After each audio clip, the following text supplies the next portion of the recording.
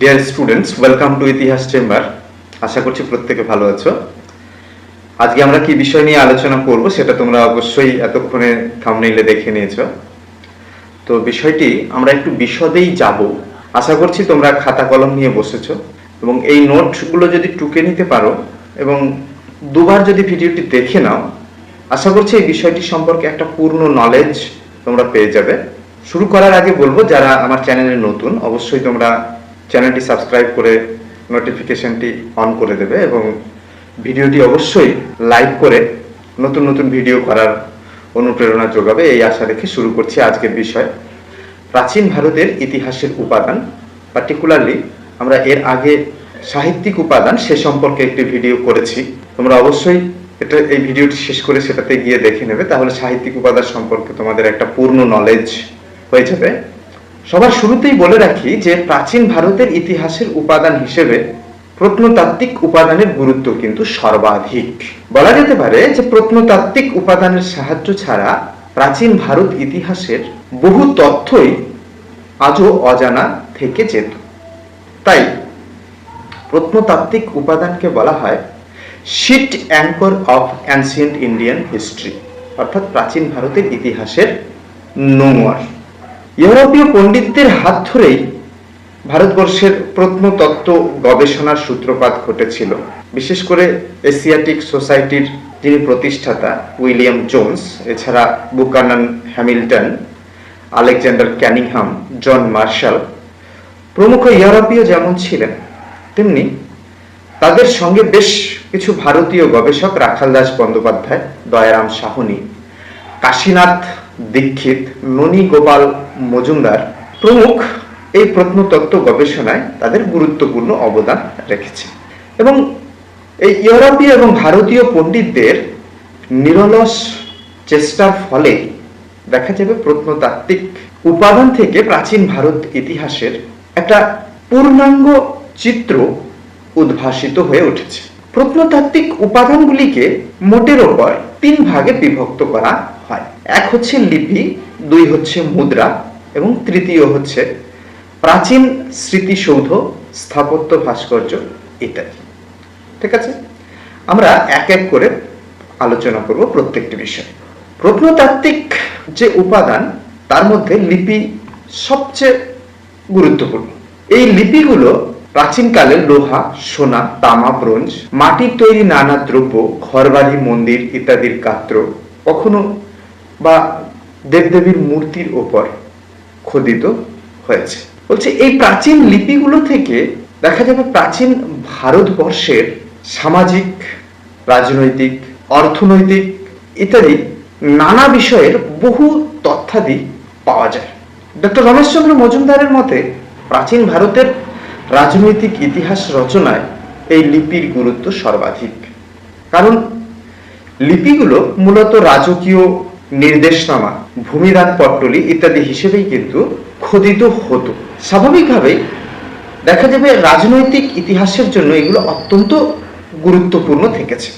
নানা কারণে লিপিগুলো প্রাচীন ভারতের ইতিহাসের উপাদান হিসেবে গুরুত্বপূর্ণ। শুরুতেই আমরা বলতে পারি যুদ্ধ বিগ্রহ, জন্ম মৃত্যু, বিশেষ কোনো ঘটনা, কখনো বা মন্দির নির্মাণ, ভূমিদান, ধর্মপ্রচার, রাজকীয় নির্দেশ ইত্যাদি নানান উদ্দেশ্যে এই লিপিগুলো উৎকীর্ণ করা হতো।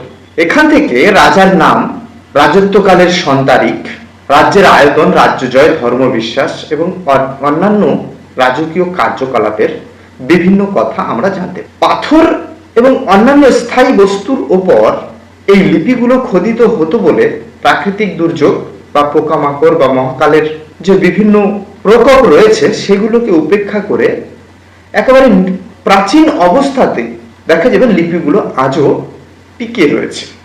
সাহিত্যিক উপাদানে বিভিন্ন পরিবর্তন এলেও এই লিপি বা প্রত্নতাত্ত্বিক উপাদানে কোনো পরিবর্তন ঘটেনি। লিপির প্রাপ্তিস্থান থেকে বিশেষ কোনো যুগে ওই অঞ্চলের ওপর কোন রাজা বা শাসকের আধিপত্য ছিল, তার রাজ্যের আয়তন কতটা ছিল সে সম্পর্কে কিন্তু ধারণা লাভ করা যায়। লিপিতে উল্লেখিত যে বিষয়গুলি এবং রাজার আদেশ নির্দেশ ইত্যাদি সামাজিক, অর্থনৈতিক, রাজনৈতিক, ধর্মীয় জীবন ইত্যাদির উপর আলোকপাত করে। এছাড়া সমকালীন প্রস্তর বা ধাতু শিল্পের যে অগ্রগতি বা অবনতি সে সম্পর্কে ধারণা পাওয়া যায়। বিদেশে প্রাপ্ত লিপিগুলি থেকে ভারতবর্ষের সঙ্গে বিদেশের রাজনৈতিক, বাণিজ্যিক, সাংস্কৃতিক যোগাযোগ সম্পর্কে ধারণা লাভ করা যায়। অর্থাৎ সব দিক বিচার করলে একেবারে নির্দ্বিধায় বলা যায় যে প্রত্নতাত্ত্বিক উপাদানগুলির মধ্যে লিপি সর্বশ্রেষ্ঠ স্থানের অধিকার।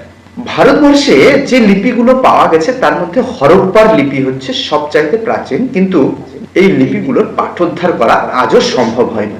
তাই বর্তমানে পণ্ডিতরা সোহগড় তাম্র লিপিকে ভারতবর্ষের প্রাচীনতম লিপি হিসেবে ধরে থাকেন। এই যে সোহগড় লিপি, এই সোহগড় লিপিটি অশোকের অর্থাৎ সম্রাট অশোকের 50 বছর পূর্বে রচিত হয়েছিল বলে অনুমিত হয়। অশোক যে লিপিগুলো খোদাই করেছিলেন সেগুলো মূলত সাম্রাজ্যের অভ্যন্তরে প্রাকৃত ভাষা এবং ব্রাহ্মী লিপি বা হরফ, যেগুলো বাম থেকে ডান দিকে লেখা হতো। সাম্রাজ্যের পশ্চিমাঞ্চলে যেহেতু সেখানে গ্রিক প্রভাব ছিল, তাই সেখানে গ্রিক ভাষা এবং অ্যারামিক লিপির ব্যবহার কিন্তু লক্ষ্য করা গেছে। প্রাচীন ভারতবর্ষে যে লিপিগুলো তার বিষয়বস্তু বিবেচনা করে তাকে মোটামুটি ভাবে ধর্মলিপি, শাসনতান্ত্রিক লিপি, প্রশস্তিবাচক লিপি, দান সূচক লিপি ইত্যাদি ভাগে বিভক্ত করা যায়।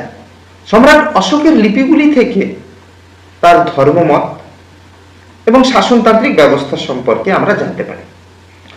এছাড়া শকরাজ রুদ্র দামনের জুনাগড় প্রস্তর লিপি, হর্ষবর্ধনের বাঁশখেরা তাম্রলিপি, এই দুটো হচ্ছে শাসনতান্ত্রিক লিপি। ঠিক আছে, ভাগগুলো দেখে নিতে হবে একটু। সমুদ্রগুপ্তের এলাহাবাদ প্রশস্তি, কলিঙ্গরাজ খারবেলের হাতি গুম্ফা লিপি, চালুক্যরাজ দ্বিতীয় পুলকেশীর আইহোল প্রশস্তি, গৌতমীপুত্র সাতকর্ণীর নাসিক প্রশস্তি, প্রতিহার বংশীয় রাজা ভোজের গোয়ালিয়র প্রশস্তি ইত্যাদি সংশ্লিষ্ট শাসকদের সময়কালের ইতিহাসের জন্য গুরুত্বপূর্ণ। এছাড়া বহু প্রশস্তির উল্লেখ আমরা ইতিহাসে পাবো। যাই হোক, আমি একটা চার্ট দিয়ে দিচ্ছি, এখান থেকে তোমরা স্ক্রিনশট নিয়ে তার একটা বিস্তৃত টেবিল কিন্তু পেয়ে যাবে। ঠিক আছে, তো যাই হোক, ভারতের বাইরেও বেশ কিছু লিপি পাওয়া গেছে যেগুলো ভারত ইতিহাসের জন্য গুরুত্বপূর্ণ। যেমন বোঘাজকই শিলালিপি আর্যদের ভারতবর্ষে আগমনের উপর আলোকপাত করে। নাকসি রুস্তম, এটা কি বলে, পাওয়া গেছে হচ্ছে পারস্যে। এছাড়া বেহিস্তান, পার্সিপোলিস ইত্যাদি লিপি থেকে ভারতের সঙ্গে পারস্যের যোগাযোগ এবং ভারতের উত্তর পশ্চিম সীমান্তে যে পারসিক শাসকদের আধিপত্য ছিল সে সম্পর্কে গুরুত্বপূর্ণ তথ্য পাওয়া যায়। নিশ্চিতভাবে তাদের যোগাযোগ ছিল বাণিজ্যিক এবং সাংস্কৃতিক, সেই তথ্য কিন্তু পাওয়া যায়। অর্থাৎ নিঃসন্দেহে লিপিগুলো কিন্তু প্রাচীন ভারতের ইতিহাসের জন্য গুরুত্বপূর্ণ ছিল। এবার দ্বিতীয় ভাগ হচ্ছে মুদ্রা। বলা যেতে পারে লিপির পরে গুরুত্বের দিক থেকে মুদ্রার স্থান। সাহিত্য এবং শিলালিপি থেকে যে সকল তথ্যাদি আমরা পাই সেগুলোর সত্যতা যাচাইয়ের ক্ষেত্রে মুদ্রা কিন্তু অত্যন্ত গুরুত্বপূর্ণ। মুদ্রাতে রাজার নাম, তার সন্তারিখ, রাজার মূর্তি, দেবদেবীর মূর্তি খোদাই করা থাকতো। এগুলো কিন্তু ইতিহাসের গুরুত্বপূর্ণ সাক্ষ্য হিসেবে কাজে লাগে। বিশেষত রাজার নাম, রাজত্বকাল, ধর্মমত, তার শখ, সেই সময়ের ধাতু শিল্প, শিল্পকলা, রাজ্যে ব্যবহৃত লিপি এবং অর্থনৈতিক ধারণা লাভ করার জন্য কিন্তু মুদ্রাগুলো গুরুত্বপূর্ণ ভূমিকা পালন করে। অর্থনীতির মধ্যে যেমন বাণিজ্যিক যোগাযোগ সম্পর্কে এই মুদ্রা থেকে ধারণা পাওয়া যায়। সেই সময় মুদ্রার উপরে যে খোদিত মূর্তি, সেখান থেকে মস্তক সজ্জা ইত্যাদির ধারণা পাওয়া যায়। এছাড়া দেবদেবীর মূর্তি থেকে ধর্ম বিশ্বাসের ধারণা পাওয়া যায়। তারপর বিভিন্ন অন্যান্য যে খোদাই করা মূর্তি, লতাপাতা ইত্যাদি থেকে রাজার শখ, তারপরে অনুরাগ ইত্যাদি সম্পর্কে কিন্তু ধারণা লাভ করা যায়। ঠিক আছে, ভারতে প্রাপ্ত প্রাচীনতম মুদ্রাগুলিতে মূর্তি এবং প্রতীক চিহ্ন উভয়ই দেখা যায়, যেগুলো ইতিহাসের দিক থেকে গুরুত্বপূর্ণ। ভারতবর্ষের ইতিহাসের ক্ষেত্রে যেটা অবশ্যই বলতে হয় যে ভারতে গ্রিক আক্রমণের পর মুদ্রার উপর যে অঙ্কন ছাপ সেই পদ্ধতির প্রচলন শুরু হয়, অর্থাৎ রাজার নাম, প্রতিকৃতি ইত্যাদি লিখন শুরু হয়। পাঞ্জাব ও উত্তর পশ্চিম সীমান্ত অঞ্চলে ব্যাকট্রিয় গ্রিক রাজাদের শাসন ব্যবস্থা, তাদের ইতিহাস, এগুলো কিন্তু মুদ্রা থেকেই জানা যায়। বলা যেতে পারে যে গ্রিক মুদ্রাগুলি এই অঞ্চলের একটা পূর্ণ রাজনৈতিক ইতিহাসের তথ্য সরবরাহ করে।